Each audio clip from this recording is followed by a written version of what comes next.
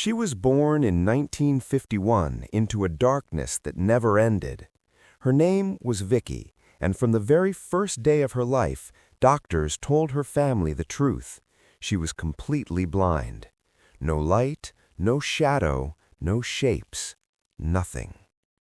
Because of severe retinopathy and deformities of the eyeball, Vicky had no visual memory whatsoever, not even the faintest. Unlike people who become blind later in life, she didn't know what it meant to see. She had never created mental images. She had never formed colors or faces in her imagination. Her world was entirely tactile, auditory, and emotional. Vicky grew up in institutions for people with disabilities, facing not only physical limitations, but also rejection, abuse, and isolation. Life for her was never simple, but she never lost her determination. And even blind, she was a deep observer of the human soul. She knew when someone was sad just by the rhythm of their breathing. She recognized people by the way they walked. She sensed environments through temperature, echoes, and the vibration of the air. But she carried a question with her from childhood. What would it be like to see? People talked about blue skies, red flowers, brown eyes, but to Vicky that was as abstract as talking about feeling the wind with your eyes.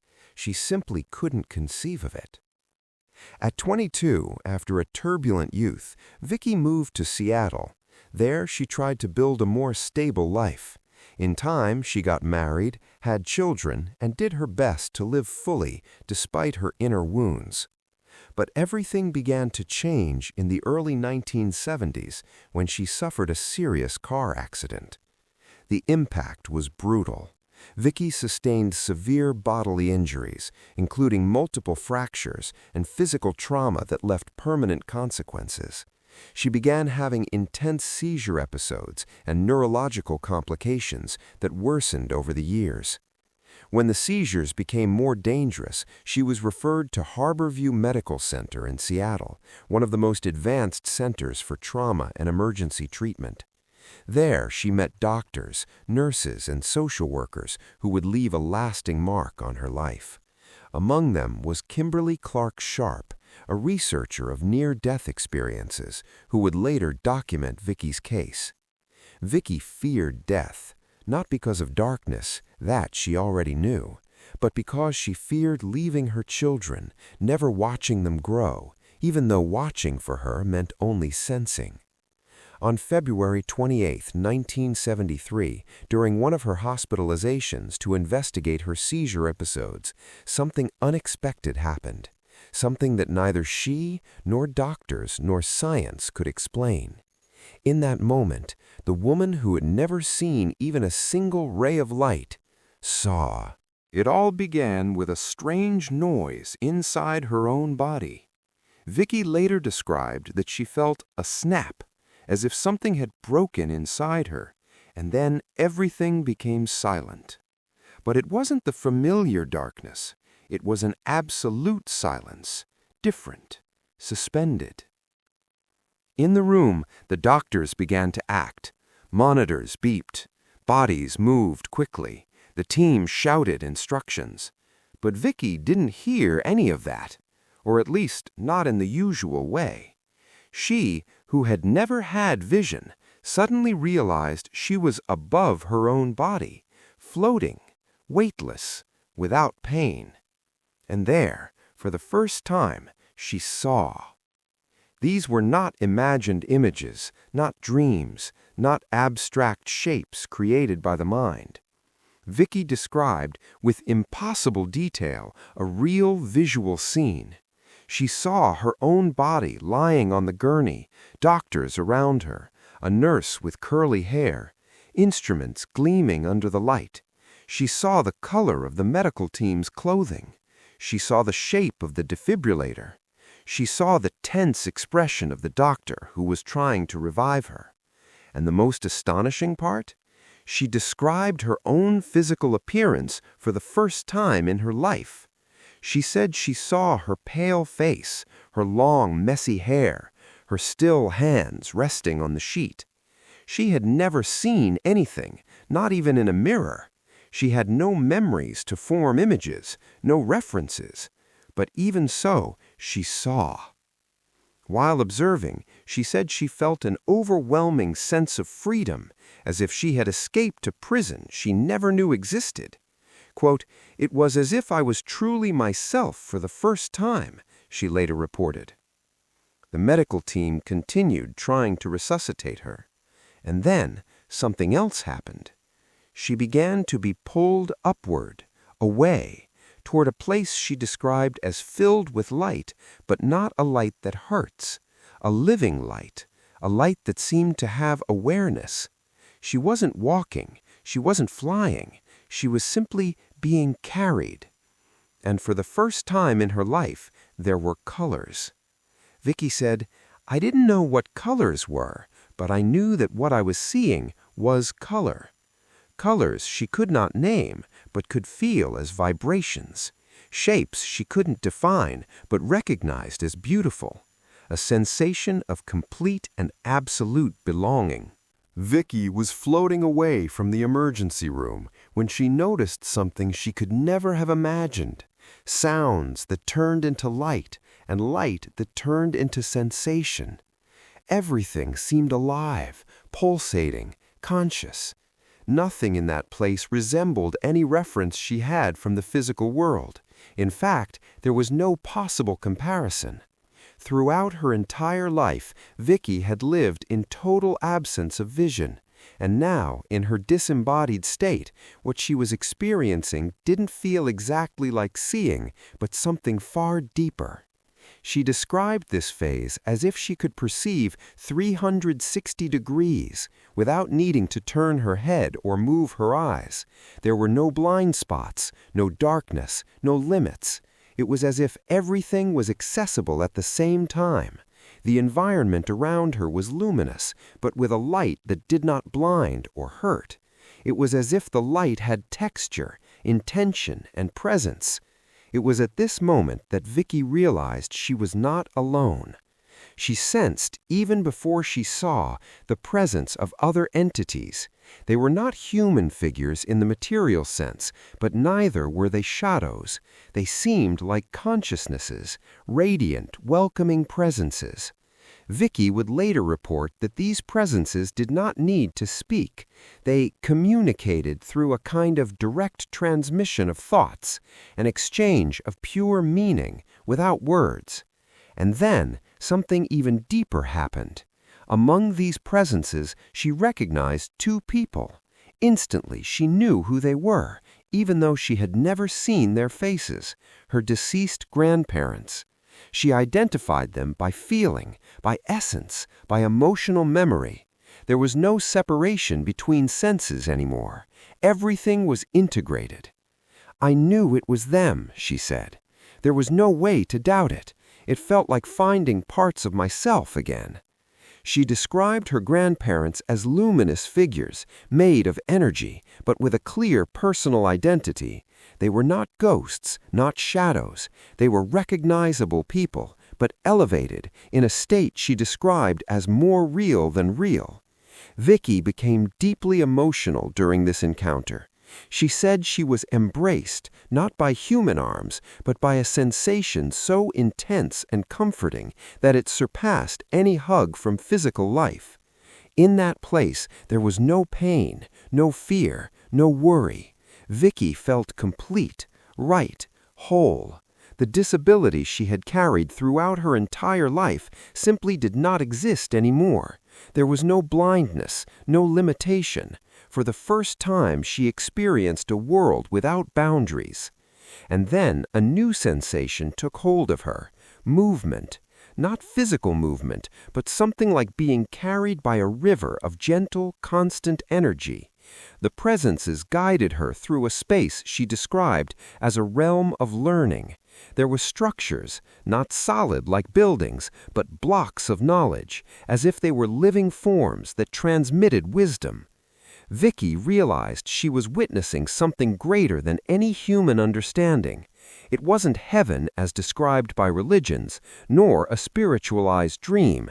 It was a concrete place, organized, but made of another kind of matter, a conscious matter. She began to revisit moments of her life, not as blurred memories, but as if she were watching a perfect, clear, objective narrative. Vicky used the word panorama to describe the review. There was no judgment, no imposed guilt, only profound understanding of the impact of every action, every word, every choice. In this process, she felt absolute love, a love without flaws, without conditions, without boundaries, a love so complete that the material world seemed cold by comparison. And then the hardest part came. One of the presences communicated to her, without words, that it was not yet her time. She would have to return to her physical body. Vicky was devastated. She did not want to return to a body she considered a prison. She did not want to return to blindness, to pain, to limitations. There, in that state, she finally felt whole. But the presences were clear. Her life was not finished. There was something she still needed to do. She tried to argue, not with words, but with feelings. She asked to stay, begged to continue seeing, feeling, living in that place of light. But the response was firm and loving. You must go back. And so the light began to fade. The presences disappeared. Her expanded vision narrowed. The sense of profound peace began to be replaced by something denser, heavier. She was falling, returning, and she knew the next moment would be brutal. The fall was quick and painful. Vicky described her return to the body as a brutal impact. It wasn't smooth nor gradual. It was as if she had been thrown back into a container that was tight, cold, and limiting.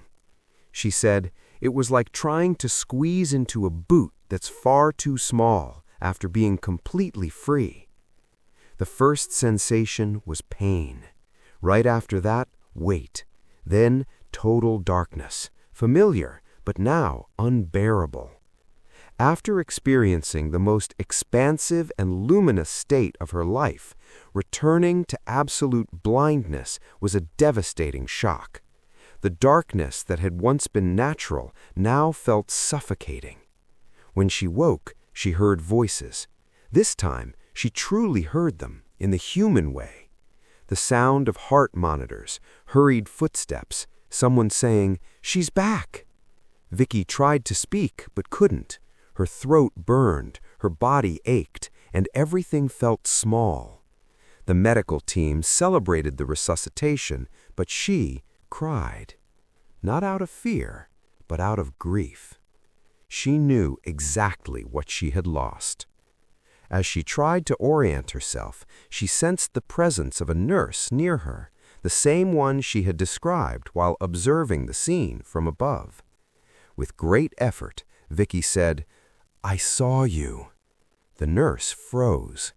Vicky continued, her voice still weak. "I saw everything. I was up there." The nurse remained completely silent. The doctors assumed it was post-arrest delirium, but Vicky insisted, describing detailed elements of the room, the clothing, the instruments, the team's appearance, details a woman blind since birth could never have known. And then she spoke about her own face. She described the shape of her nose, the outline of her mouth, her dark hair. The nurse began to cry. None of it made sense by medical logic. It was impossible. Vicky had never seen anything, and now she was describing the entire scene with surgical precision. When Kimberly Clark Sharp heard the account, she was deeply intrigued. She interviewed Vicky multiple times, always asking cross-checking questions, looking for inconsistencies. But Vicky never contradicted herself. Her descriptions were coherent, logical, and compatible with medical records. But the most remarkable part isn't what Vicky saw. It's how she changed after coming back. She spent months in emotional conflict. She often cried at night, missing the place of light. She felt trapped in her body, struggling to accept her limitations again. Only after a long time did she begin to find purpose in the experience. She understood that it would serve to help others, especially people with disabilities or emotional trauma. Vicky became an active voice on NDEs, inspiring thousands with her testimony. And science? Science could not explain it. After Vicky's account, researcher Kimberly Clark Sharp decided to open a formal investigation. The case was complex and extraordinary, and she wanted to study it in depth. The first verification was the most obvious one. Were Vicky's descriptions real? The answer was yes. Everything matched exactly what had happened in the emergency room. The position of the doctors, the equipment used, the color of the team's clothing, the type of defibrillator, the way the doctor held the instrument, the appearance of the nurse, even details of Vicky's own body position. Everything checked, everything confirmed. And that raised the central question: how could a woman blind since birth see visual details during clinical death? Medicine had no answer, and still doesn't. Kimberly Clark Sharp compared the case with other NDE reports from blind individuals. To her surprise, it wasn't an isolated case. Other blind people, including those blind from birth, also reported visual experiences during cardiac arrest. This formed one of the greatest paradoxes in the history of NDEs. If vision depends on the eyes and the visual cortex, how can someone with no functional eyes see visually? Neuroscience tries to explain it by suggesting it could be an abstract mental construction. But in Vicky's case, this makes no sense. Vicky has no mental images because she has never seen anything. She described real, technological, specific objects she wouldn't know how to invent. She described things she didn't know even as concepts. Her descriptions matched reality exactly. Faced with this, NDE researchers began questioning one of the pillars of modern neuroscience. Could consciousness depend 100% on the brain? Vicky's case suggests that perhaps it does not. Perhaps consciousness can exist independently of the body, a hypothesis once reserved for philosophy and spirituality, now considered by serious scientists. The case became one of the most studied in the world. Studied in universities, presented at medical, psychology, and neuroscience conferences, and always with the same conclusion: nothing in current science explains what happened. With time, Vicky began to accept her life again, but she never forgot what she saw. The experience marked her soul permanently. She began living with a new purpose, helping people lose their fear of death. Vicky said the experience didn't make her special, only aware of something greater. She described the NDE without exaggeration, without embellishment, without metaphors. She spoke with simplicity, coherence, and clarity, and that made her account even more powerful. In lectures, she would say, "I am blind here, but in that place I was whole. And that taught me that we are more than the body we live in." Today, Vicky's account is considered one of the most well-documented NDE cases in history, the strongest evidence that consciousness is not produced solely by the brain, a milestone in the study of clinical death, one of the most moving testimonies ever recorded. The impact of her case is so great that it appears in books on medicine, psychology, spirituality, and even in documentaries about near-death experiences. Vicky never sought fame, never profited from her account, never sought attention. She simply told the truth exactly as she lived it, and her truth echoed around the world. What she saw and felt continues to provoke deep debates about life, death, consciousness, soul, purpose. Vicky's legacy is simple and profound. If consciousness remains when the body dies, then nothing truly ends. And this message, coming from someone who never saw anything during life, but saw everything during death, is far too powerful to be ignored.